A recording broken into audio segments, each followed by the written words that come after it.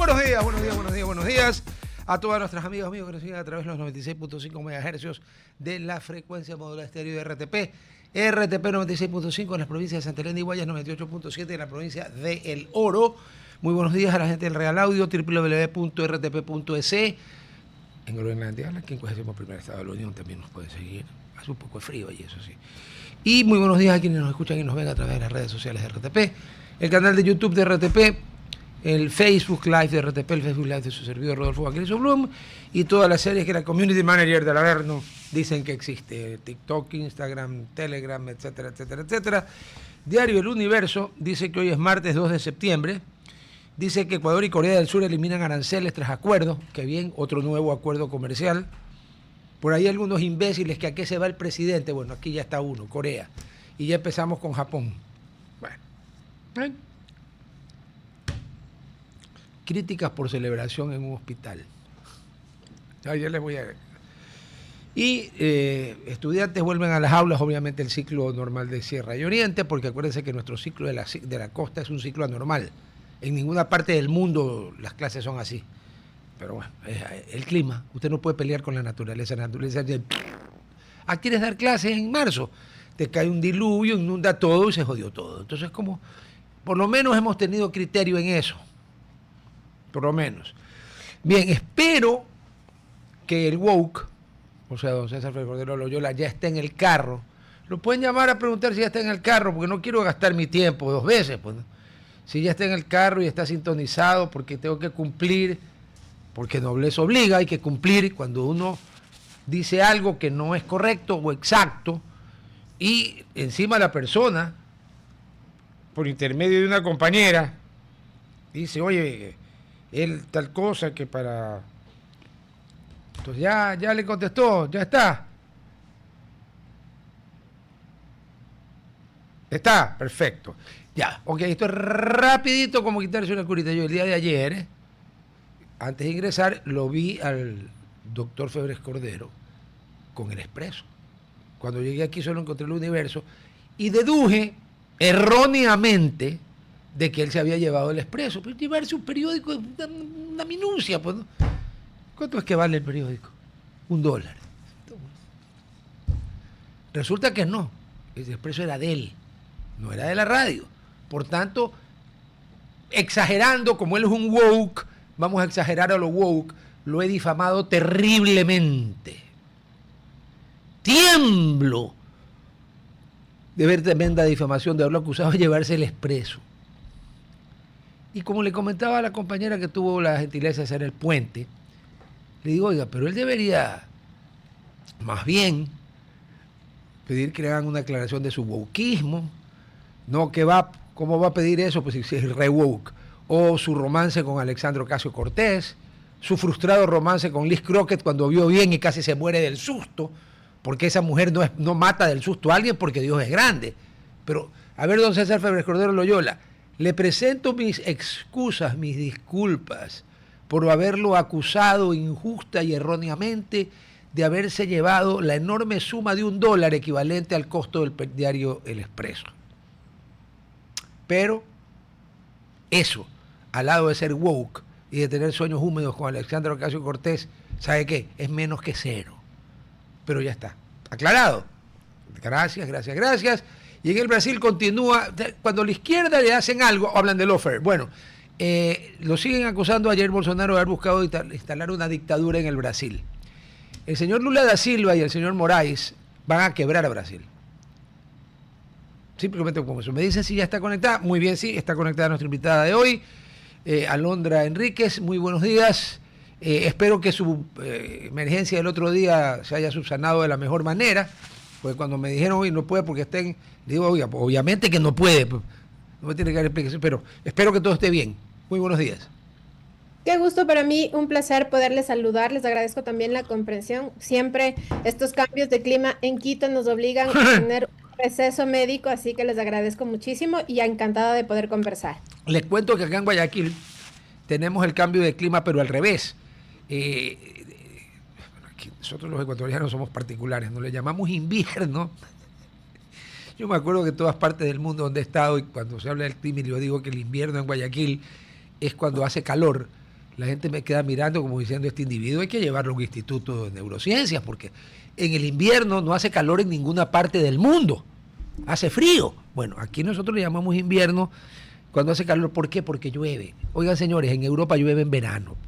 Pero bueno, cuando pasa la estación, uy, ¿usted es creyente? Sí, por supuesto. Vaya a confesarse porque el apocalipsis es mañana. Son 9:45 y ha llegado con 30 minutos de anticipación a su hora verde, la reina verde, más conocida como Andrea González Nader, ingeniera en medio ambiente.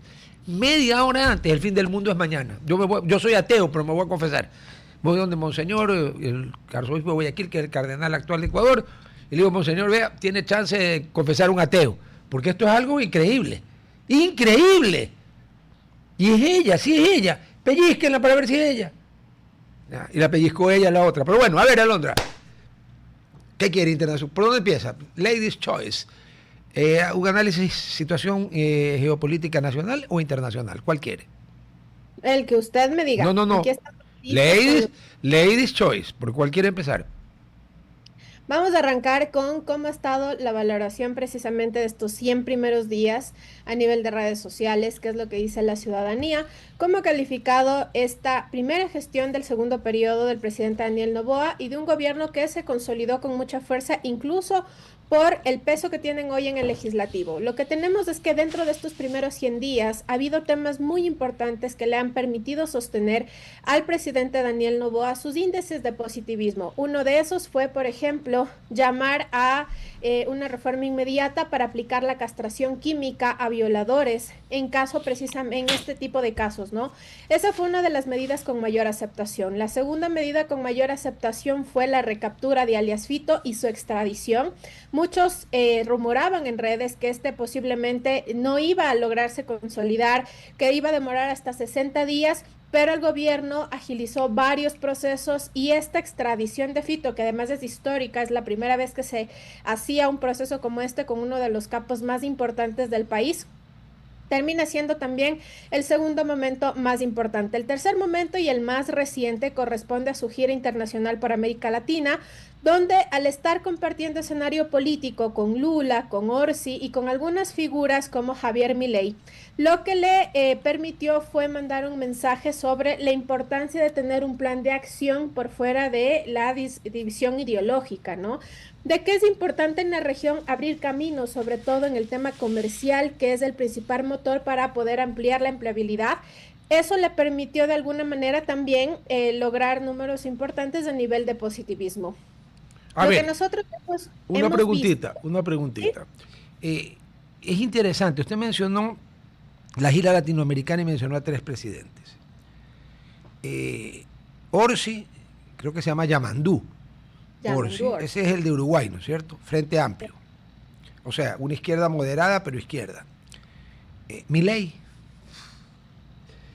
él es un anarcocapitalista, ni siquiera capitalista, es un anarquista yo no sé cómo definirlo, pero de izquierda no es, y su concepto de lo que es derecha tampoco es clásico, pero ya, totalmente distinto. Y Lula, totalmente distinto. Ninguno de los 3 Noboa puede decir que es como él. Él no es ni Milei, peor Orsi, peor Lula.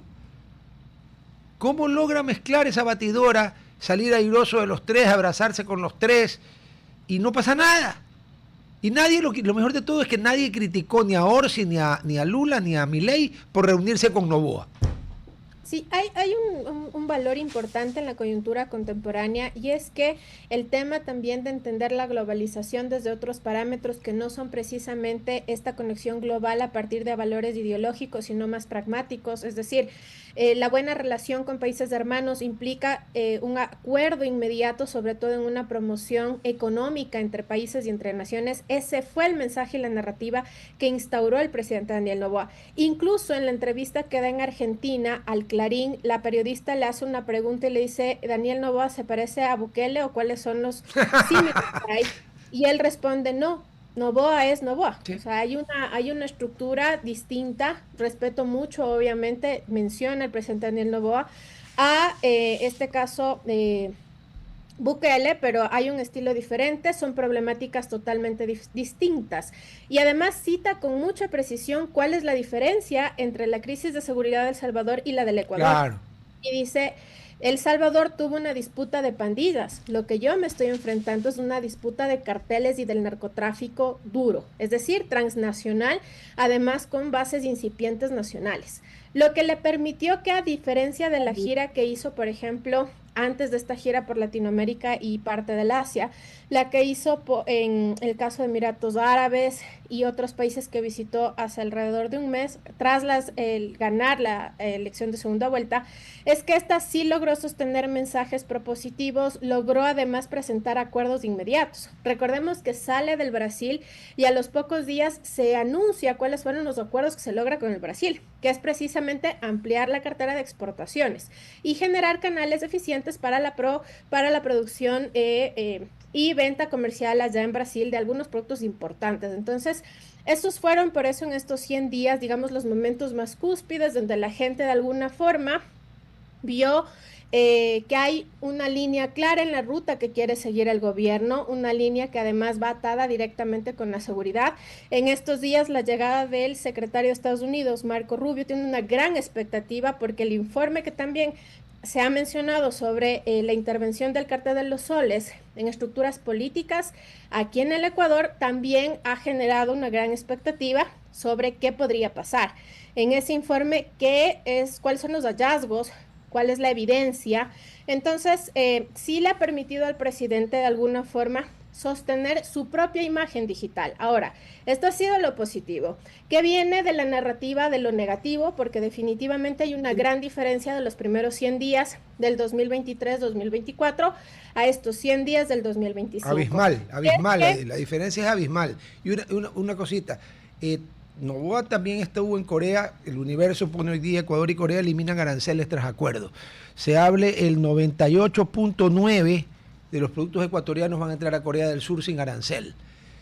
Con Japón también estamos comenzando a conversar. Eso no había pasado nunca. Japón es un país muy cerrado, por si acaso. Siempre fue muy cerrado. Y por eso digo que esta fue una de las giras que mejor se ha logrado posicionar, aunque queda mucho por contarle a la audiencia, porque hubieron acuerdos muy importantes, por ejemplo, en el caso de la gira que se llevó a cabo la semana anterior en Japón sobre temas tecnológicos, energéticos, que yo asumo en los próximos días serán una agenda de noticias positivas para sobre todo el sector productivo del país, y eso de alguna manera sostiene la imagen favorable del presidente Daniel Noboa. Como les comentaba, en el caso del negativismo, más allá de las críticas del presidente, como presidente existe una crítica a su gobierno, a su gabinete. Y eso es algo importante de diferenciar, ¿no? Porque no se puede medir en el mismo saco al presidente como al gobierno, aunque están interrelacionados, porque la gente está entendiendo dos mensajes distintos. Por un lado, ven un presidente que de alguna forma se está moviendo, está canalizando soluciones, pero por el otro cuestiona la poca agilidad de sus ministros en temas sensibles como salud, por ejemplo. La seguridad está muy bien manejada por John Reinberg, tanto es así que es el ministro mejor calificado en redes sociales, de la mano del ministro Lofredo. Sí. Que se ha logrado sostener en el imaginario de cierto grupo de ciudadanos, pero que todavía falta hacer mucho, ¿no? Y por otro lado, los cuestionamientos a ciertas participaciones algo accidentadas, como por ejemplo la del ministro Harold Burbano, ministro del MIES, cuando sale o se viraliza un fragmento donde dice los jóvenes no quieren trabajar, lo que desata también en cuestionamientos directos al ministro y al gobierno. Entonces, son, digamos, dos matices diferenciadores que en algún punto sí generan cuestionamientos hacia el presidente, y será importante que internamente en su línea comunicacional puedan ajustar una hoja de ruta clara, una narrativa concreta en la que no se desgaste la gestión del presidente con las críticas y el malestar de la gestión de los ministros, que en algunos casos es cuestionada y calificada como ineficiente. Alondra, una pregunta, ¿no? Dicen que, al menos yo creo que es mejor quedar como bobo y preguntar, que no preguntar, asumir y no quedar como bobo, sino como otra palabra que con la idea más no la voy a decir. Mejor es preguntar siempre, aunque digan, pero este bobo, ¿para qué pregunta eso? Pregunto. A ver, usted ha hablado de la línea comunicacional del presidente. Yo creo que hay dos líneas y hay un problema ahí. Hay la línea que se inauguró en Ecuador, muy pocas veces ha habido un vocero presidencial. En Estados Unidos no hay presidente que no tenga vocero, justamente para que las embarradas las haga el vocero, no el presidente. Es elemental. En Argentina, Manuel Adorni, el vocero de Milei, es el recontrapararrayos, aparte que es un tipo que contesta todas las que puede y las que no puede se las saca como torero. Y viste la cifra exacta, no la tengo, pero te lo ofrezco buscar. Brillante. Ya. Nosotros estamos empezando y por tanto no podemos pedir el mismo nivel de desarrollo de los que lo han tenido toda la vida. Pero por otro lado, en los círculos de la oposición se habla del otro canal de comunicación del gobierno y se sindica, aquí no vamos a repetir ni nombres, ni apellidos, ni instituciones, pero se sindica a un sector de la prensa al que directamente se le acusa de estar financiado, supongo yo que con los fondos reservados, para loas, aleluyas y hosanas. ¿Cuál hace más daño? A ver, ¿qué es lo que está pasando y ya en la comunicación digital? Y es que por más que se quiera de alguna forma permear o manipular la percepción de la ciudadanía, hay realidades que no se pueden tapar.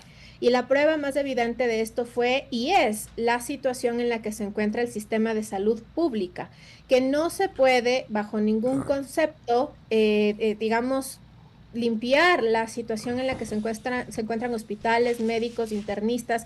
Veíamos que incluso ayer hubieron movilizaciones. Lo que sí es importante es que esta distinción entre lo que debe ejecutar el ministro de Salud y lo que el presidente tiene que administrar nacionalmente, sí han logrado la parte comunicacional hacer esa distinción, o sea, esa diferencia. Por eso es que si usted me pregunta qué tanto le afectó directamente a Daniel Noboa el tema de salud versus al propio ministro, hay una gran diferencia en los cuestionamientos. La gente sí ve una ausencia de operatividad en el ministro actual de salud y exige respuestas inmediatas. La comisión que se acabó de crear hace pocos días, lleva más o menos 12 días, sin dar una respuesta acelerada a esta necesidad. Por tanto, tendrá que de alguna forma canalizarse acciones inmediatas, que se vea la gestión. Lo que es cuestionable es que ante esta situación que levanta malestar, sea el presidente quien tenga que retomar posiblemente la línea y demostrar que se deben hacer algunas acciones, cuando se supone que tiene cabezas que deben liderar y generar canales de resultados. Entonces, esa es la gran diferencia que hoy existe y que paulatinamente tendrá que corregirse, sobre todo en los ministerios que hoy están recibiendo algunos cuestionamientos por cómo funciona y poderlos corregir para evitar desgaste y que la crítica se convierta en una crítica directa y personal al presidente Daniel Noboa y sea insostenible los niveles de gobernabilidad. Ahora, en el tema de salud, el presidente Noboa hace una movida de entre de las pocas movidas, como si estuviéramos jugando ajedrez o damas, lo que usted prefiera, hace una movida muy inteligente y que es un movimiento en el presupuesto y reasigna alrededor de 1.700 millones más a salud. Con lo cual, ¿quién va a estar en desacuerdo? O sea, si alguien sale a decir, oiga, ¿y por qué le aumenta 1.700 millones de dólares a salud? Hace que llevarlo aquí al Instituto de Neurociencias o en Quito al hospital psiquiátrico más reconocido de la capital. Ya, él reacciona positivamente, pero él no puede andar de bombero. Sí, los ministros en Estados Unidos con inteligencia y en Europa también son secretarios, en el sentido de que te nombro hoy día martes y te desnombro o te voto mañana miércoles. Y el presidente tiene que empezar a ser más implacable con los fusibles, porque él no puede ser el bombero de todos los ministros. Yo no digo que todos los ministerios estén mal, jamás, ni que todos los ministros, no. Pero si un ministro comete un error, para eso Messier, el doctor Guillotin, inventó la guillotina. Le corta la cabeza y chao, y pone otro ministro. Si es perfectamente constitucional y nadie se puede poner a llorar, y es una prerrogativa del presidente. Ahí no es que la Asamblea interviene, ni que gracias a Dios, ni que los 9 genios de la Corte Constitucional pueden intervenir. No, lo cambia cuando le dé la gana. Pero no sé, hay algunos que ya deberían haberse ido. Yo creo que esta es una de las observancias, digamos, dentro de la negatividad de estos primeros 100 días, que la ciudadanía sí ha hecho de alguna forma un altavoz, ¿no? Es decir, sí la necesidad de renovación dentro del gabinete porque los resultados no son tan inmediatos y no son visibles. Que tengamos casi 40 días de seguir viendo el tema de cómo se está manejando el sistema de salud pública pone en riesgo la capacidad operativa del gobierno, pero sobre todo la capacidad de generar canales de gobernanza óptimos. Y recordemos que el Ecuador históricamente es un país que sobre las crisis también genera sus propios mecanismos de autoprotección y uno de esos es precisamente la movilización social. Y lo que menos queremos es una guerra sumada a la guerra con el narcotráfico civil en virtud de que no hay operatividad en la parte de administración pública por ministros que están desconectados de la realidad. Entonces, comparto plenamente y además su argumento es casi similar a lo que hemos leído en redes sociales, que es buscar gente que realmente tenga las competencias de dar respuesta y gerenciar de manera eficiente, administrar con profunda seriedad y honorabilidad el tema de ciertos sectores como el salud, educación, que son donde hemos visto mayores puntos de quiebra y cuestionamientos. Claro, como siempre, en un país como el Ecuador que arrastra una deuda social que no es culpa ni de Noboa, ni del antecesor de Noboa, ni del presidente Moreno, y yo diría que ni siquiera culpa de Correa, sino que viene arrastrándose desde hace décadas. Lo que ha hecho es multiplicarse. Y obviamente las sensibilidades donde más uno toca y duele es allí. Y allí es donde tienen que intervenir de la manera más, no voy a decir quirúrgica, pero sí de la manera más apropiada. Porque el área social es la que determina realmente en la calle, en la gente, usted, yo, los que estamos en la calle, los que no somos políticos ni nada. Yo fui, pero ya me retiré de esa porquería. Ya, a ver, a nosotros no nos interesa, a mí no me vengas a hablar de lo hipermacro, porque primero no lo entiendo, segundo estoy viejo para que me cuenten, yo quiero ver el día a día, y lamentablemente el día a día, o afortunadamente, el día a día es el área social, es la calidad de la educación, la seguridad, en eso el gobierno está muy bien, hace tiempo que un gobierno no se amarraba los pantalones como este, hace muchos años. Me tendré que remontar algunas cosas que hizo Correa, porque no todo lo que hizo Correa estuvo mal, ni todo lo que hizo Correa estuvo bien, pero en algunas cosas se amarró los pantalones bien amarrados. Y de ahí hay que remontarse al ingeniero Febres Cordero. Ya. Pero en cambio, en las otras cosas del área social, la gente como que siente que no hay el mismo nivel de resultado y usted no puede tener un desbalance en los, no me acuerdo cuántos ministerios quedaron, porque otra cosa buena fue haber consolidado y reducido, porque es ridículo que un país de este porte, con 18 millones de habitantes, tenga 30 ministerios o 20 y pico de ministerios. Es una imbecilidad, un gran acierto. Pero hay que tener, y perdón, no es bajando el nivel de los buenos, es subiendo el nivel de los que no están bien, tomando conciencia de que hay una deuda histórica heredada, que yo no se la puedo echar en cara a él, pero por su propia sanidad política, y los políticos piensan sobre todo en eso, y también en el bienestar de la patria, por supuesto. La buena fe se presume. Tiene que... La gente es la que, al final del día, con lo que siente en su día a día, es la que va a opinar bien o mal del gobierno. El resto, no, quisieron un tratado de libre comercio, entonces yo no tengo para comer.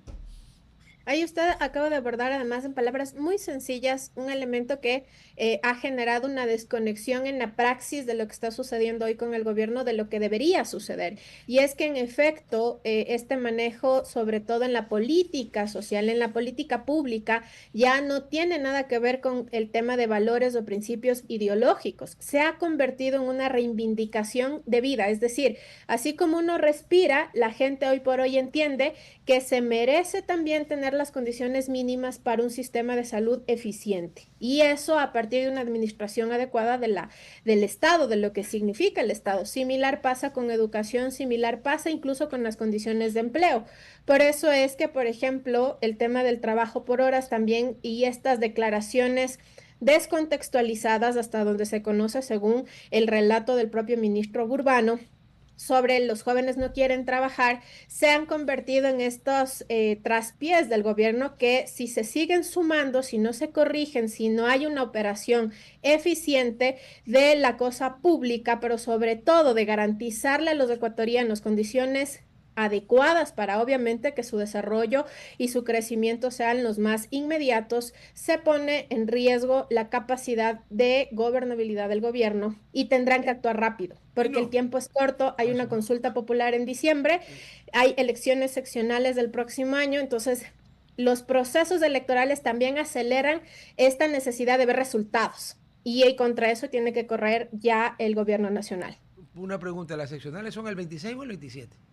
Son en el 2027, pero usted sabe que la precampaña arranca... Ya, sí, claro, arranca ya mismo. Pues vea, cuando yo era chico, Navidad era 2 días o 3 días antes del 24 de diciembre. Ahora, los grandes almacenes en agosto, a fines de agosto, ya decoran todo con Navidad. O sea, sí, tiene usted razón. El mundo cambió mucho. Yo soy... Una época, ya mismo converso con los dinosaurios. A ver, pero también hay veces en que uno se queda. La frase del ministro de que los jóvenes no quieren trabajar, el contexto es que a los jóvenes, estaba defendiendo una ley, que a muchos jóvenes, no a todos, pero a muchos jóvenes, o estudian, o tienen que ver cómo hacen, pero no pueden trabajar 8 horas, y peor 8 horas de corrido. No es que no quieren, la frase la sacaron de contexto, porque lamentablemente hay gente a la que le encanta sacar de contexto las cosas. A un estudiante universitario usted no le puede pedir que trabaje 8 horas porque entonces va a ser una porquería de estudiante universitario. Y sobre ese tema yo le quería hacer una pregunta. Yo no sé si tiene... A ver, yo creo que la ética, regresamos al corte en la radio, yo creo que la ética tiene relación con todo. Y se han dado 2 incidentes que atañen además a profesionales o a próximos a ser profesionales de la medicina, que nos han dejado en un caso, como dirían en Argentina, en la bosta de los caballos. Busquen en el diccionario qué significa bosta, con B larga y con S.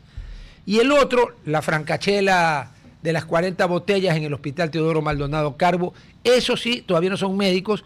Y yo consulté ayer con un amigo que es miembro del Consejo de Educación Superior y me dice que en el segundo caso se los puede sancionar porque aún no son médicos. Pero los que fueron a copiar a la Argentina y dejaron el nombre del Ecuador y a los ecuatorianos como tramposos, copiones y mentirosos, no se les puede hacer nada. Oiga, en Estados Unidos le quitan el título, como en el bar. Un abogado que comete una barbaridad lo disbar y no puede volver a ejercer su profesión.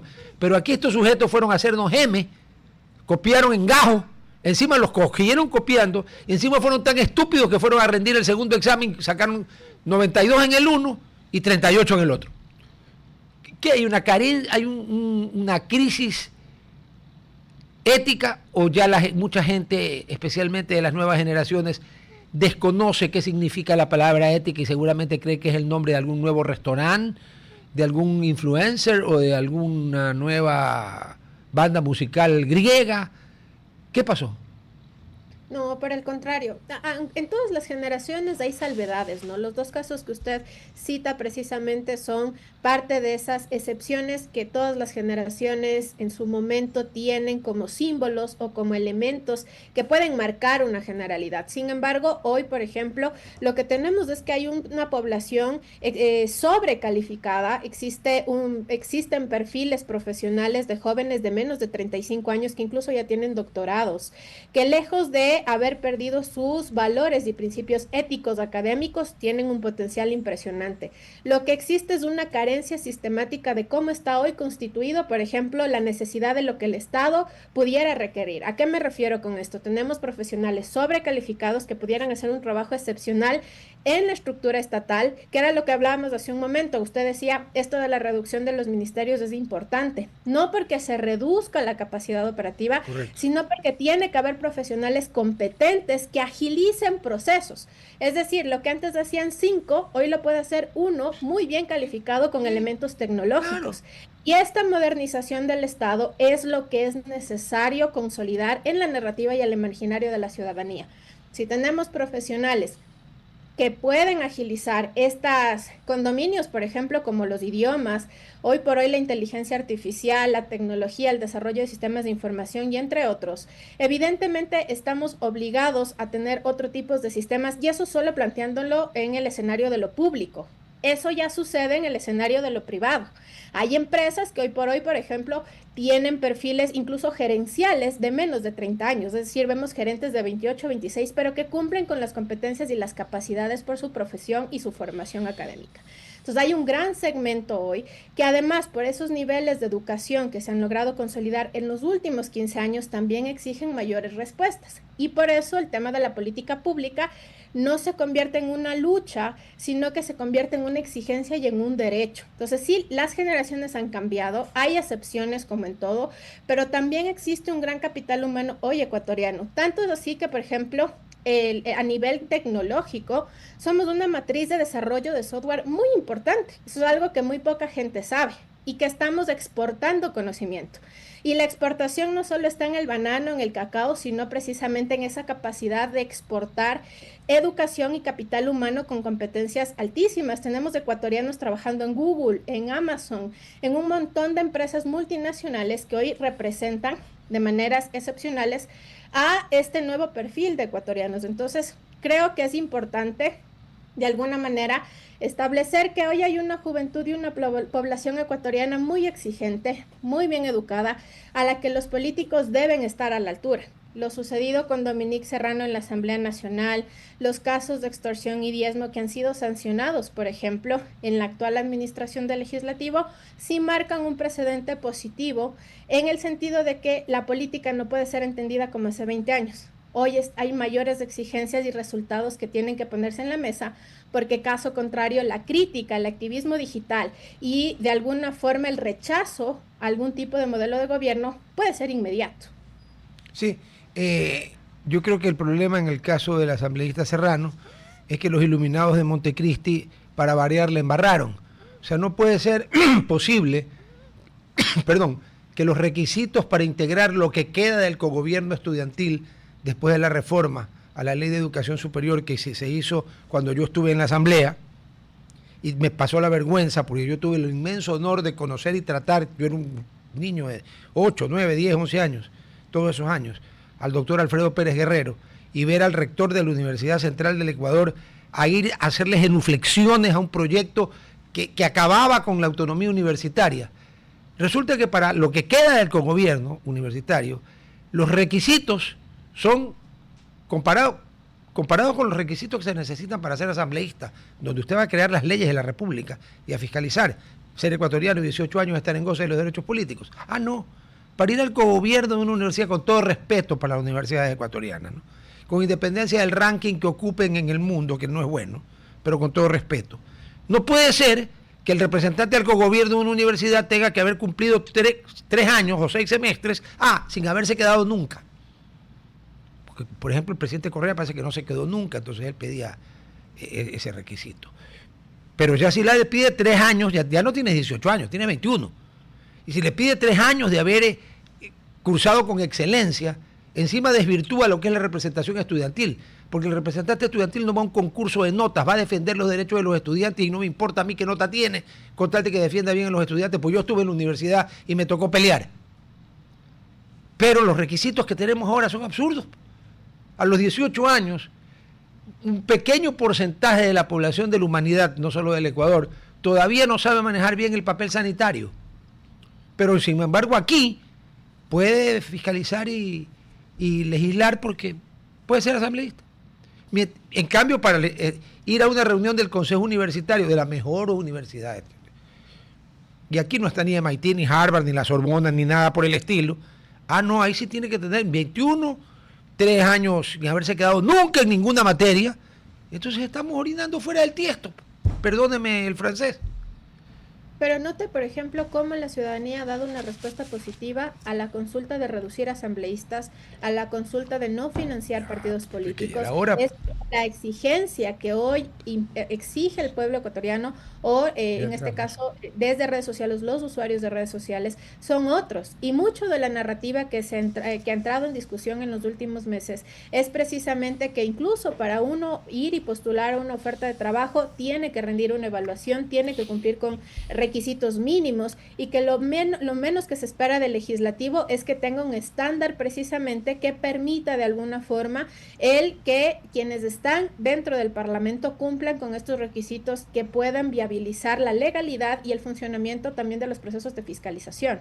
Entonces, definitivamente por eso lo que yo avisoro es que si no hay una conexión directa con las exigencias, los reclamos y también las mismas observaciones y sugerencias de los usuarios o los ciudadanos, esta desconexión práctica entre lo político y lo real va a llevar posiblemente a que paulatinamente existan implosiones de inconformidad, no solo hablando del presidente Daniel Noboa, sino también en otras instancias como gobiernos locales, el mismo legislativo. Es indispensable poder hacer este proceso de escuchar y entender ¿qué Ecuador tenemos hoy? ¿Cuáles son las demandas de los ecuatorianos? ¿Cuáles son las exigencias inmediatas que no pueden quedar en el último cajón de respuestas? Y canalizar hojas claras de ruta que permitan espacios donde la gobernanza no entre en riesgo, porque lo que menos quieren los ecuatorianos es un espacio de ingobernabilidad. No, por supuesto, no.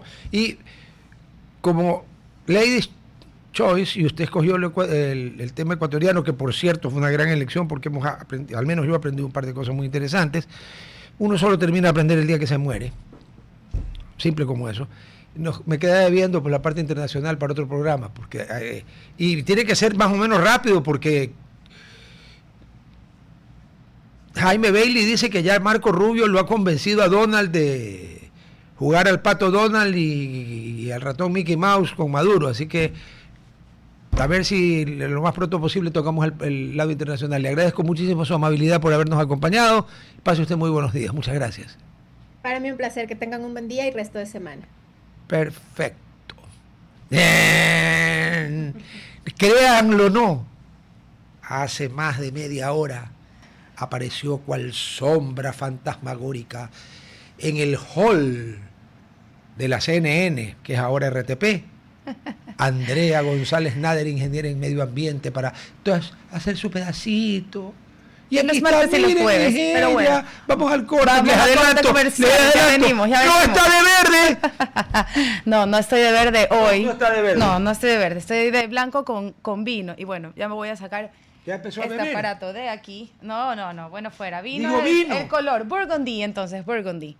Ah, Vamos a hablar de Burgundy. Pero bueno. El Bordeaux, que es el verdadero nombre. El Ay, carámbale. Ok, all right. Sí. No diga, 5 años de malditos. Concho de vino también le decían en mi época cuando era chiquita. Había muchos carros concho de vino. Claro, Ajá, claro. Concho de vino. Después entendí que era el conchito del vino, porque no sabía que era concho de vino. Pero es una cosa absurda porque el vino tinto, dependiendo de qué uva es, le va a dejar un concho de un color o de otro, o correcto. No solo concho, toda la botella va a tener un color u otro. Hay Así vinos es. color rubí claro, hay vinos color rubí intenso, hay Unos vinos más color cafés. sangre. Sí. Así es. Exacto. Depende de la uva, también yo me saco esto. Correcto. Pero bueno, Molesta. hoy el menú está maravilloso de Ecoverde. Cuando regresemos del ¿Vamos corte, a comer? vamos el menú del día. Ah. Vamos a tener, bueno, primero vamos a hablar un poquito del greenwashing, este término en inglés que significa lavado verde y quiere decir cuando una compañía o las empresas nos engañan tratando de parecer más sostenibles, más verdes, más ecológicas, pero sin embargo están tapando realmente sus responsabilidades. Les voy a dar una guía muy práctica de cuáles son los términos que básicamente no nos dicen absolutamente nada y que vienen a significar algo parecido a tener un emoji sobre un producto y que realmente no nos dan información de verdad de cuáles son los esfuerzos. Por otro lado, esto le causa un daño enorme a las empresas que realmente están invirtiendo en hacer más sostenibles o en hacer un ciclo cerrado del producto, o realmente tener un trato justo con el agricultor de donde sacan su materia prima, comprar materiales o fabricar en países donde no se acepta el trabajo precarizado o incluso en otros lugares como el trabajo infantil. Entonces hay que reconocer los esfuerzos realmente cuando se hacen y al mismo tiempo esto nos obliga a como usuarios entender cuál es la diferencia entre una etiqueta que diga verde o ecológico y otra que diga pues orgánico, trato justo al agricultor, libre de deforestación, etcétera. Entonces vamos a ver una guía bastante rápida de cómo armarnos de esta terminología y entender cuáles son las banderas rojas o red flags cuando hablamos de marketing o comunicación ambiental. Una preguntita. Yes. Yo el otro día adquirí, bueno, llevo adquiriendo algunas porque es un vino que su relación calidad-precio para almorzar yo solo sin tener necesidad de impresionar a Maravilloso. nadie, sino a mi propio paladar. Claro, me impresiono que ya yo sé mismo, a mí que mi mismo. bolsillo ya le ha mandado al paladar a decir, oye, no esperes un Chateau Lafite porque pagué X. Un vino que dice Wild and Vegan. Ah, o sea, es ¿Qué wild significa y un vegan. vino vegano? Ok. Porque, a ver, la uva que yo sepa Sí, ha sido correcto. toda la vida un vegetal, no tiene ninguna parte animal de ningún tipo de animal. One means. Eso más bien te preguntaría yo a ti, porque yo, bueno, a pesar de que trabajé en vinos en su Pero momento ¿qué y es me vegano? tocó aprender, no sé qué tipo de vino no sería vegano. Voy aquí a desmenuzar, ¿no? A ver. Porque si dice vegano significa que no es vegetariano. Es decir, y te pregunto Ya me a ti, habló en ruso. ¿algún tipo de vino podría tener trazas de huevo o ¡Ya! leche? No, ¿qué le pasa? Ya, porque, a ver, lo que diferencia vegano de vegetariano es que el vegano no consume ni leche ni huevos.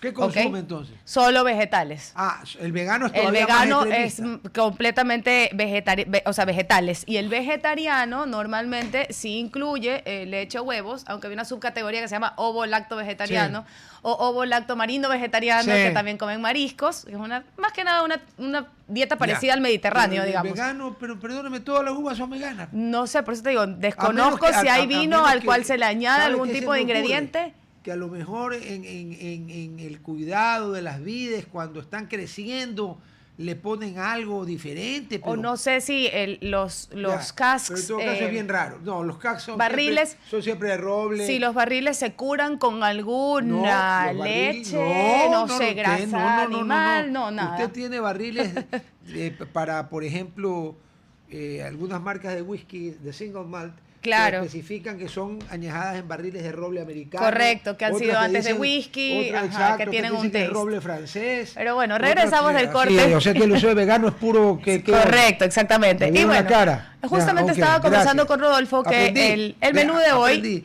vamos a hablar de dos temas muy puntuales en este Ecoverde. El primero es que les voy a dar una guía muy rápida para poder armarnos de valor y de conocimiento para entender y reconocer cuáles son los verdaderos esfuerzos de las empresas cuando se quieren hacer sostenibles, cuando quieren invertir en un producto que tenga un ciclo cerrado, cuando nos están dando realmente un alimento de calidad excepcional porque es orgánico o bio, como se conoce en Europa. Y les quiero dar un poco los tips de cómo reconocer lo que se conoce en inglés como lavado verde o greenwashing. Esto quiere decir que un producto tiene una imagen muy verde, muy ecológica, tiene muchos símbolos de hojitas, tiene una gran palabra en verde que dice eco, pero al final este producto y esta empresa no han invertido en absolutamente ninguna parte de su proceso para hacerla más sostenible. Bullshit. Esto se llama en inglés bullshit, no me Sí, se llama greenwashing. sí. No, pero lo que están haciendo Correcto. es puro Así bullshit. es. ¿Y cuál es el problema aquí? Que las empresas que realmente están invirtiendo en tener productos con cero huella de carbono o tener un trato justo con sus productores o darnos alimentos que sean procesados de una manera sana, pierden, obviamente, el valor frente a un consumidor desinformado e ignorante de qué significan estas terminologías. Entonces, vamos a buscar las banderas rojas, o como se conoce en inglés, red flags, de cuando se quiere engañar al consumidor tratando de aparentar que un producto es sostenible o ecológico y no lo es. Una de las que más vemos es eco-friendly. Esta palabra eco-friendly resuena mucho a nivel del marketing ambiental, sin embargo no significa absolutamente nada. Amigable con la ecología. Cuéntame qué significa amigable con la ecología. Saludarla por la mañana Vamos y por con la noche. el segundo, natural. Producto natural. ¿Qué significa natural? La fuente viene realmente de un lugar de donde extrajiste de naturaleza, porque al final del día incluso lo sintético dentro de un laboratorio proviene de una fuente natural como el tal. plástico en algún momento sale de algo natural. Esta palabra que realmente, perdónenme el francés, pero se prostituyó. Verde. Verde. Envase verde. Producto verde. Lo que sea verde. Verde o Verde Verdeflex. es un color. Y el Verdeflex es el que menos me gusta de todos los tonos de verde. Pero verde habla netamente de una ¡Qué horror! cualidad de color. Realmente no está hablando de si el producto reduce el agua, reduce el impacto en el lugar en el que está realizando su producto, si es que de alguna manera revierte a las comunidades que están siendo afectadas por su actividad, tipo de efectos, ¿no? Sostenible.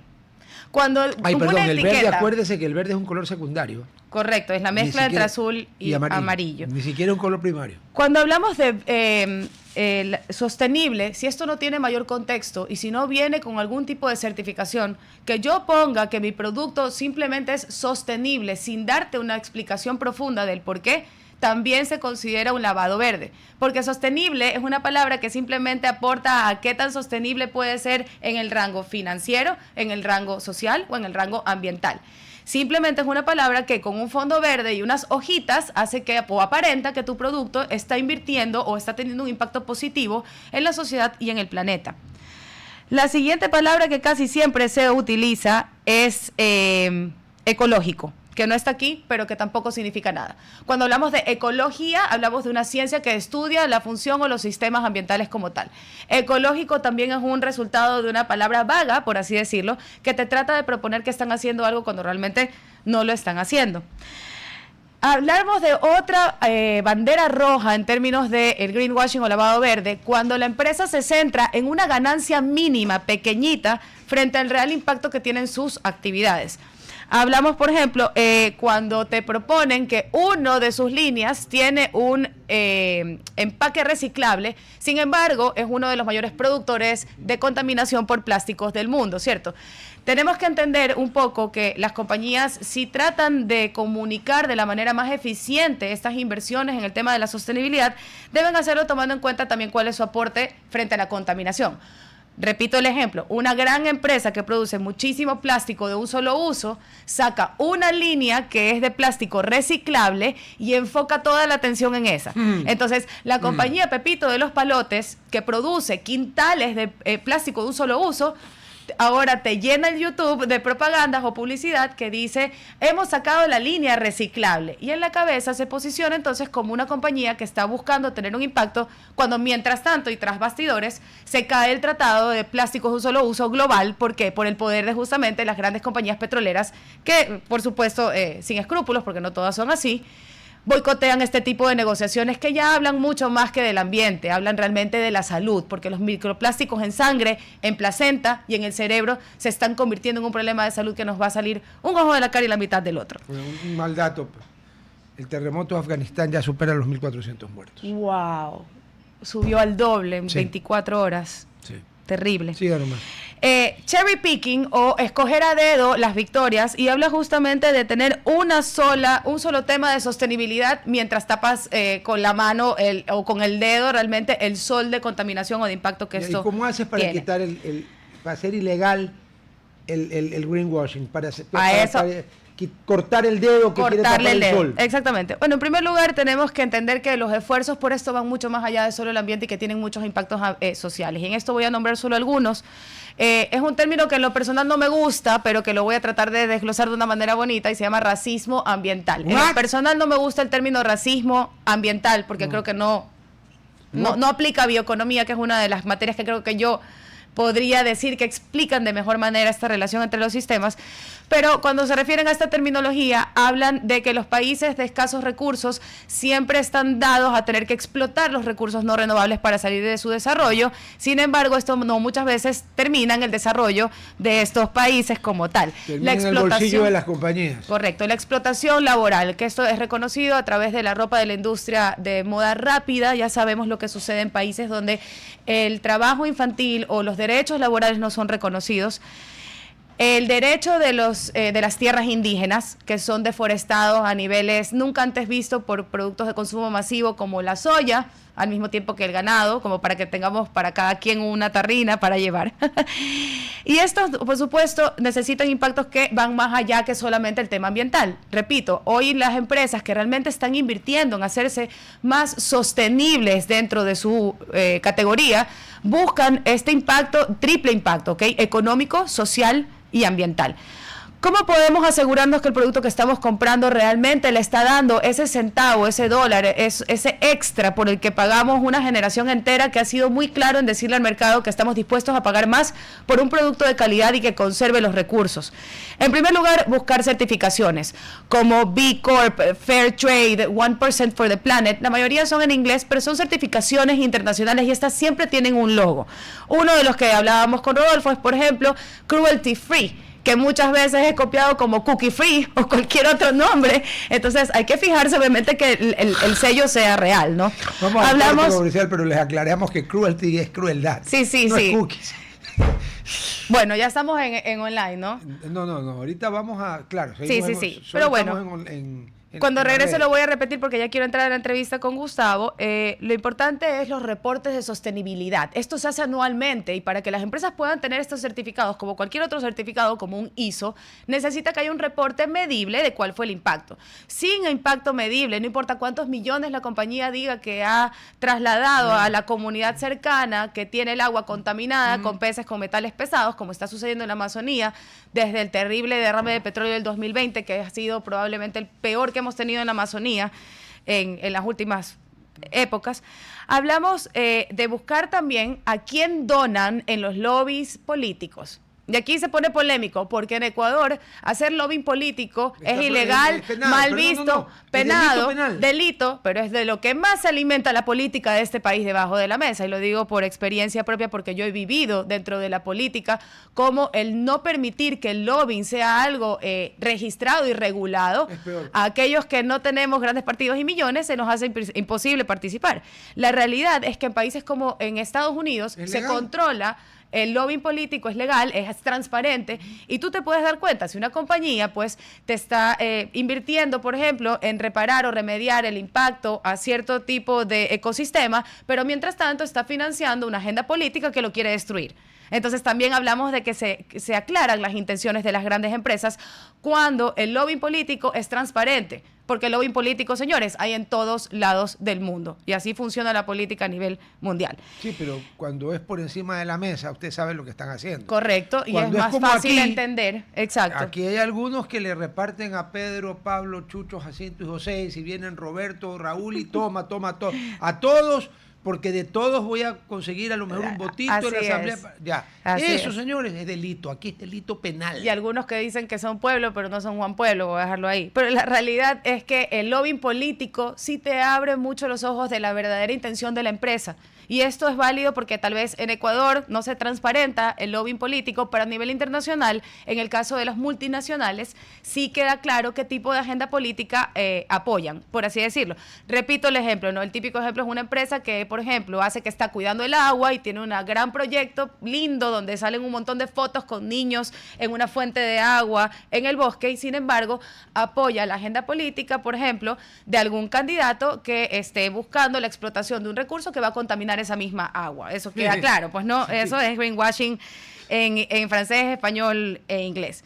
Y finalmente, pero no menos importante, y en esto sí yo creo, y voy a tener una opinión poco popular con los ambientalistas, el criterio de las ONGs frente a las empresas. En lo personal, creo que hay ciertas ONGs que merecen tener el podium, sobre todo las que manejan datos científicos, como la Unión Internacional para la Conservación para la Naturaleza, la WWF, la CITES, que controla el tráfico de los animales, y motivo por el cual el infeliz que quería llevarse los caballitos de mar y el otro que agarraron en Piura van a ser procesados legalmente.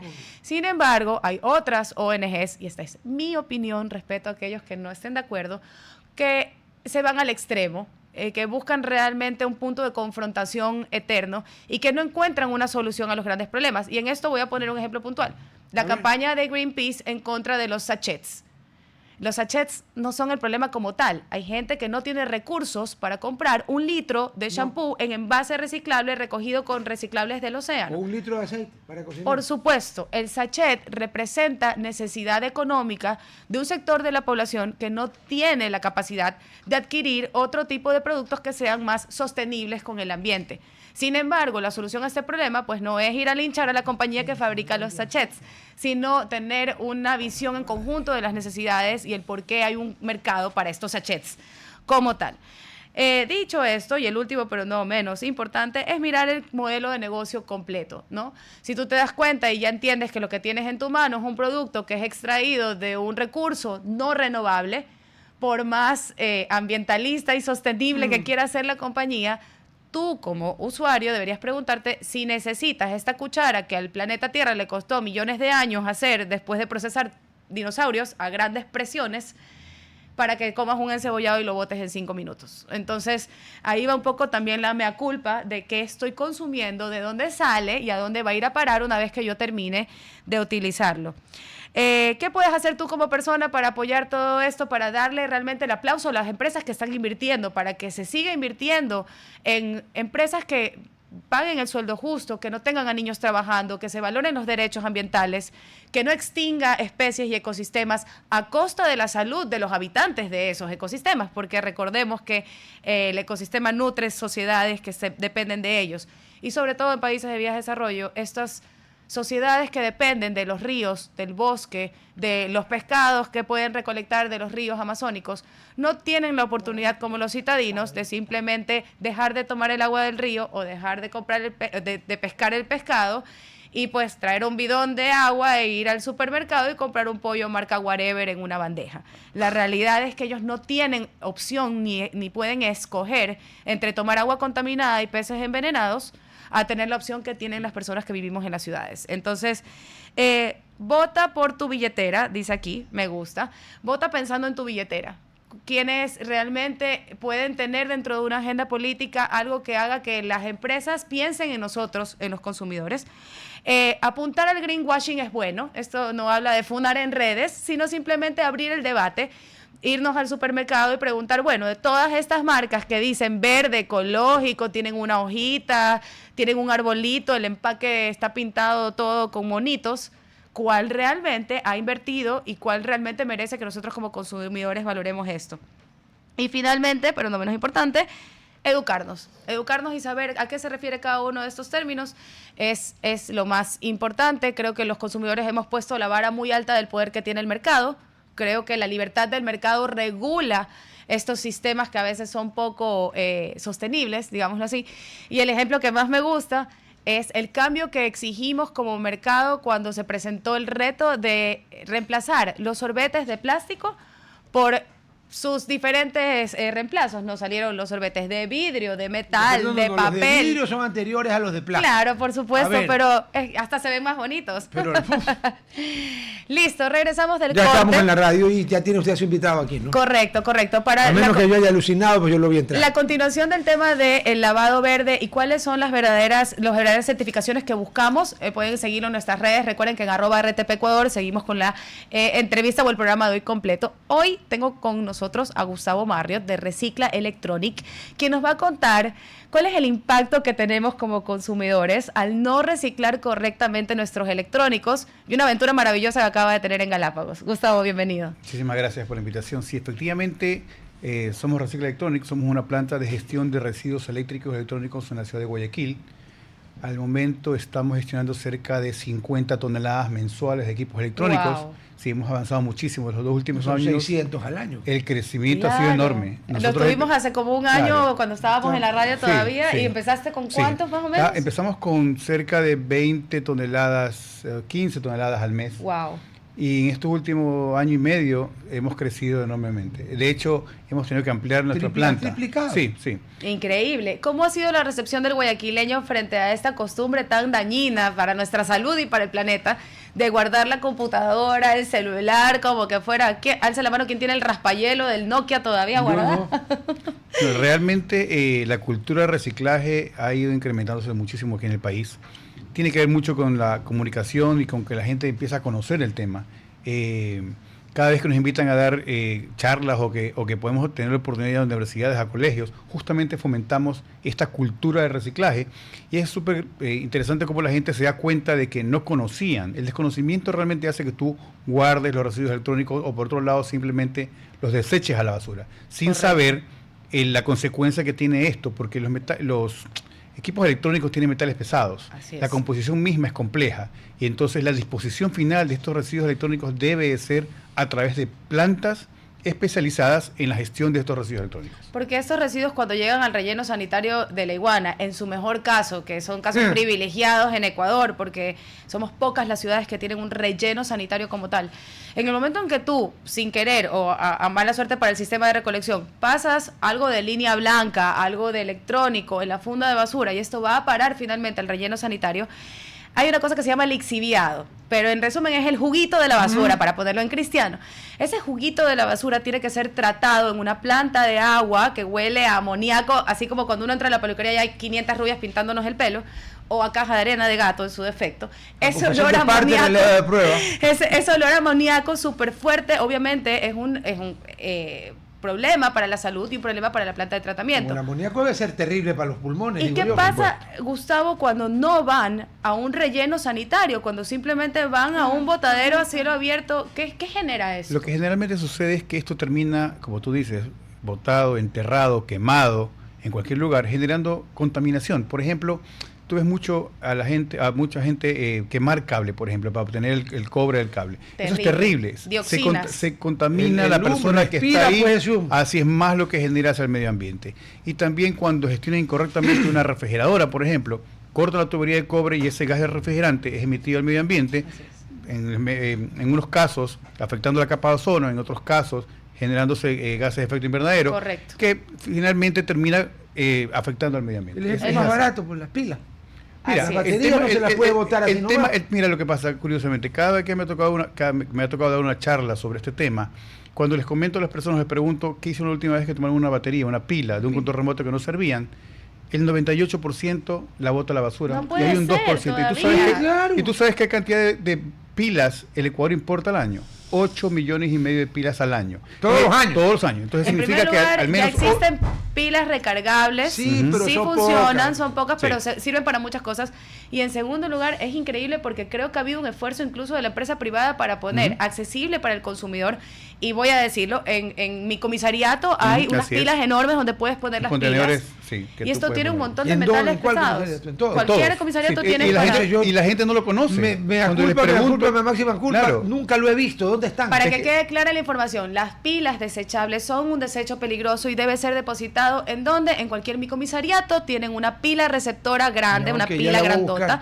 porque esto bota litio, que es Claro, un metal pues. pesado increíblemente peligroso, entre otros metales Sí, pesados. por supuesto, Yo claro. lo que hago hasta tener donde botar los que se guardan todas en Exactamente. triple funda y ahí están guardadas hasta que se pueden ir a desechar donde deben. ¿No? Así es, Pero, correcto. ¿Verdad? La Correcto, mayoría sí de la debe gente ser. coge la Sí, pila y la sí. tira a la basura. Sí, es la práctica más común. Al lado Quiero- un hueso con carne va la pila. Sí. Yo quiero compartir contigo, Gustavo, y con quienes nos están escuchando una experiencia traumática cuando era menor, hace unos 7 u 8 años. Tuve la oportunidad de ir al Canal de la Muerte, se conoce así, esta zona del Cerro de Pascuales, Sí.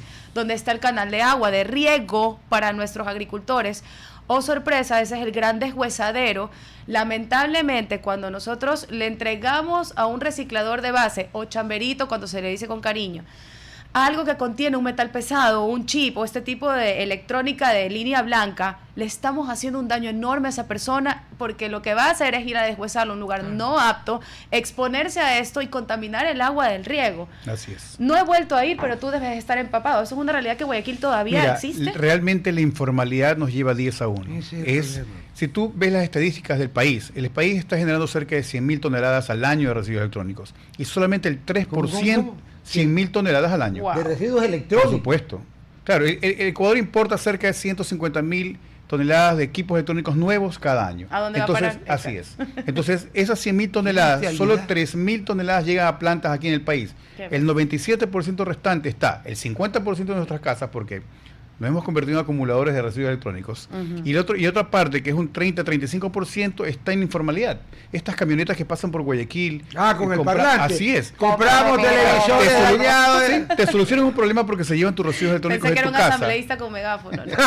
Pero realmente lo que sucede es que estos residuos electrónicos terminan en lugares informales, deshuesándolos como Correcto. tú dices, y lo que tiene valor se lo llevan, Pero viendo lo que no tiene positivo- valor a la basura. Viendo en positivo lo que dice Gustavo, como hemos sido así acumuladores, quiere decir que entonces tú calculas que el 50% de lo que ha consumido un ecuatoriano en tema de electrónicos todavía está en sus casas y puede ser reciclado. Es decir, Sí. una oportunidad de oro para dejar de contaminar como estaba pasando en Galápagos, lo que Así me es, comentaba. correcto. Mira, de hecho, aquí hay que tomar en cuenta una cosa, que es cada vez que si estamos afectando al medio ambiente cuando guardamos algo en nuestras casas, porque realmente guardamos un recurso natural, una materia prima que fue utilizada para construir algo, que finalmente debería terminar en nuestras manos para poder darle circularidad a estos materiales, a esta materia prima. Es lo que debería pasar. Entonces, y nos vemos obligados a seguir extrayendo oro, paladio, platino, cobre de las minas, Correcto. o petróleo para hacer carcasas de equipos electrónicos. Y aquí debo ser clara, cuando cierto candidato presidencial dijo que iba a sacar... Claro. El oro de los No, celulares. a ver, espérate. Vamos a ser justos aquí. La idea no es mala, se usa a nivel mundial. Así es. Pero que el mismo proyecto ¿Cuánto político... cree que puede sacar? Espérate, que el mismo proyecto político que aperturó la minería a gran escala te venga a decir que 3 doritos después ahora quiere sacarla de los celulares no tenía sentido. Eso no quiere decir que no sea una manera lógica de extraer oro. O sea, ¿cuánto oro cree que tiene un celular en promedio? Yo te puedo decir que 1 tonelada de tarjetas de celulares, es decir, cuando le has sacado la tarjeta a cada La- celular, la- tienes 1 kilo de oro. wow. Cada tonelada. Cada tonelada de Ten en tarjetas... cuenta que una tonelada son 1000 kilos. No, yo te digo de esta manera. 1 tonelada son 65.000 teléfonos celulares.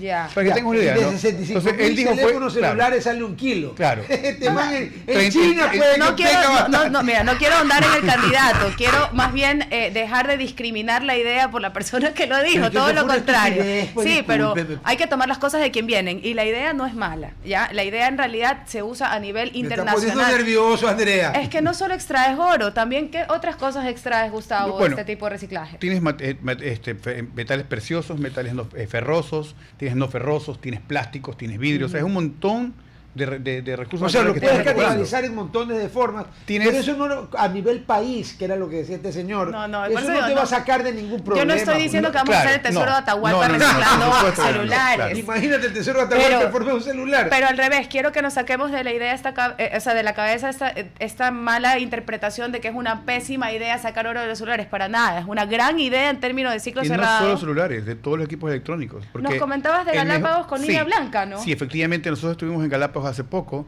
Gracias a la alcaldía de Santa Cruz pudimos firmar un convenio y estamos próximos a recibir. Allá hay un lugar donde hay 60 a 70 toneladas de residuos electrónicos que han sido almacenados por más de 10 años. Imagínate. Pero Y ya hay la almacenados. Están a la intemperie. en la intemperie, pero Ah, ya. lo bueno es que en este momento la alcaldía ha dado el paso para que podamos traernos eso al continente, porque tiene que ser gestionado correctamente. Es decir, eso está al sol, Claro, con en Galápagos lluvia. no lo puedes dejar. No debería Y estar es ahí. lo que no ¿Cómo puedes tratarlo? reciclarlo. Y entonces exacto. hemos hecho nosotros un convenio con empresas privadas que nos ha dado aporte para que podamos traer, Sí, porque gestionar. necesitas barco. por Increíble. supuesto. ¿Qué empresas están apoyando eso? Actualmente está Indurama y está Excelente. Torres y Torres. Ya. Indurama y Torres están Congratulations. ayudando, Sí. porque realmente más empresas que producen línea blanca sería excepcional y sería excelente marketing en comunicación ambiental y no greenwashing, como estábamos hablando, justamente hacer este ciclo cerrado, porque me comentabas que sobre todo es línea blanca, ¿no? Sí, sabes que lo que pasa es que ahí lo que más hay son desechos peligrosos, porque tú tienes que entender que cuando tenemos un residuo es algo que yo puedo aprovechar, pero cuando ya tengo un desecho peligroso, que es lo que ya no puedo aprovechar, eso hay que gestionarlo correctamente con gestores que hacen disposición final de desechos peligrosos y eso cuesta. Coprocesamiento cuesta, incineración cuesta. Eso ya es celdas, remediación, claro, o sea, para así los que están un poco confundidos con la terminología, cuando el veneno está dentro del aparato, yo lo puedo aún reciclar y procesar. Pero una vez que se salió el veneno de adentro del Placa. aparato, eso ya requiere una remediación ambiental que incluye tratamiento de suelo para yo poder limpiar todo ese tóxico que está ahí. Que creo que es lo que está sucediendo en este momento en Galápagos con esta línea blanca a la intemperie, pues puede filtrarse y llevar metales pesados que sí se han encontrado en ciertos cuerpos de agua circundantes de nuestras queridas Galápagos. Entonces, esto realmente es una hazaña heroica, increíble. ¿Cuándo llega el primer cargamento? Esperamos dentro de un mes tener los primeros contenedores que lleguen aquí al Excelente, continente, sí. Gustavo, te felicito. Nos queda más o menos 1 minuto y medio. Quiero que nos comentes como ciudadanos, como academia, como empresa, cómo podemos ayudarte a gestionar mejor esto, cómo te contactamos y cómo es el proceso de recolección en nuestras casas nosotros tenemos de los electrónicos. nosotros tenemos un servicio de recolección sin costo en el Ecuador, sobre todo en la costa. Y vamos a su casa, hacemos recolección sin ningún costo. Pueden contactarnos por redes sociales, estamos como reciclaelectronic.eq en Instagram y en Facebook. Perfecto. Y estamos como www.reciclaelectronic.com en la web. Excelente. Y las universidades, los colegios sí nos han buscado para justamente poner contenedores. Tenemos cerca de 22 contenedores, son unos contenedores pequeños donde la gente puede acercarse a depositar sus residuos electrónicos en todo Guayaquil. Todo lo electrónico y todo línea blanca chiquita que entre, Sí, lo que entre en el contenedor. Sí, y lo que no entra en el contenedor hay un número telefónico que pueden llamar y vamos y recolectamos sin costo. Correcto. Un poco el proceso de lo que haces es, si algo se puede reparar o reutilizar, También, ¿cuál es la palabra en español para refurbish? Repotenciar. Muchísimas gracias, exacto. Gustavo, te felicito, realmente, bueno, les repito, por favor, reciclaelectronic.ecu. En lo personal, a mí ya me toca esta semana, prometo subir historias aquí en vivo de mis reciclajes de electrónicos. Creo que el ecuatoriano ha tenido algo de conciencia en mantener esto que sí veíamos como un metal pesado y peligroso dentro de nuestras casas, y esperar a que venga un salvador como Gustavo y Recicla Electronic a hacer que las cosas funcionen. Bueno, antes de irnos, recuerda que tienes que descubrir nuestro nuevo hotel, el número 10, Oro Verde, Puerto Viejo. Convierte tu estadía en una estancia llena de confort, instalaciones modernas y diseño vanguardista. Desde este mes de julio, y ya estamos en septiembre, podrás visitar el nuevo restaurante Monté, alta cocina inspirada en las raíces de Manabí. Además podrás disfrutar cócteles y piqueos en Solira Rooftop, que te enamorará con su vista panorámica en el atardecer. Conoce más en oroverdeportoviejo.com. Oro Verde Puerto Viejo, tu nuevo gran destino. Chicos, conmigo nos vemos mañana, con Andrea el jueves. Así es, gracias Gustavo por venir. ¿Qué tiene para el jueves? Sorpresas. La ley de rompientes. Vamos a analizar qué está pasando en la asamblea. Algo? No, para que no me rompan las rompientes de las olas. Pero Gustavo, muchísimas gracias. Y esta es tu casa, ya sabes, cualquier cosa que haya que promover, aquí estamos, puertas abiertas. Muchísimas gracias. Chicos, chao. Hasta aquí, Hablando Fuerte. Control Master Marisela Basantes. Transmisión digital Gerardo Díaz. Redes sociales Erika Eras. Edición Oscar Saavedra. Dirección Javier Gamboa. Todos los derechos reservados. RTP 2025.